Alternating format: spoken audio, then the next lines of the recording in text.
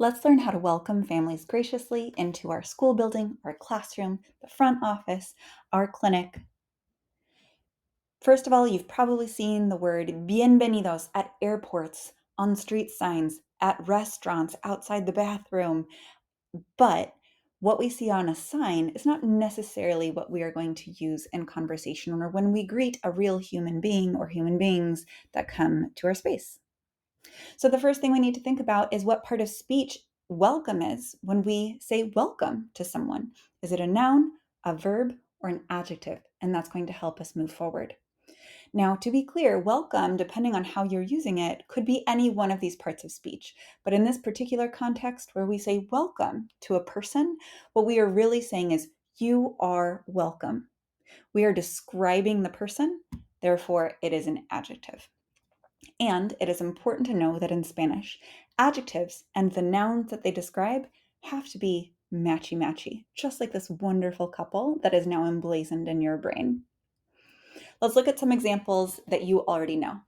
So if we take Puerto Rico, both the noun Puerto and the adjective Rico are masculine, indicated by the O. And they are both singular, indicated by the fact that there is no S on the end of either of these words. Puerto Rico, matchy matchy. Let's look at Los Alamos, New Mexico. Both of these are masculine, indicated by the O, and both are plural, indicated by the S. Los Alamos, matchy matchy. Next one, Casa Bonita. Both of these are feminine, indicated by the A, and both of them are singular, indicated by the absence of an S. And Las Vegas, both are feminine with the A and plural with the S.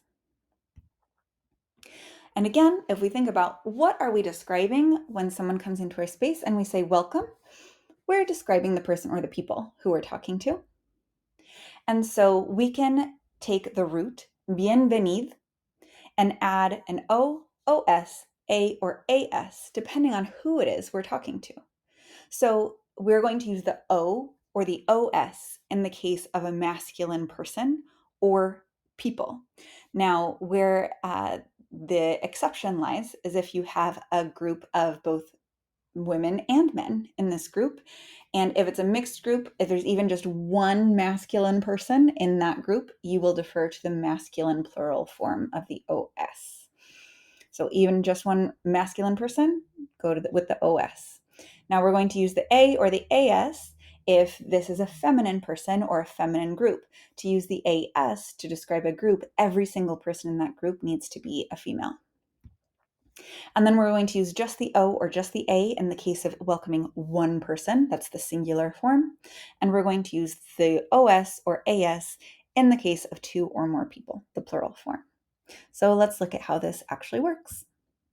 If I'm welcoming the woman in this picture, this is a woman, I'm going to use the A, and she's just one person, so I'm just going to stick with the A, no S. I'm going to say, bienvenida. If I'm welcoming this whole family, I have both men and women, boys and girls in this group, so I'm going to defer to the masculine plural, OS, and say, bienvenidos. Now, if I'm just talking to this dad, again, masculine, but there's no one else here, so there's no S, I'm going to say bienvenido. And with this lovely mother and daughter, there are two of them. There's no masculine person, no male in this group, so I can use the plural feminine form with the AS and say bienvenidas. Well done. Now check out my practice video to develop automaticity, so when someone comes into your space, you don't get tongue-tied.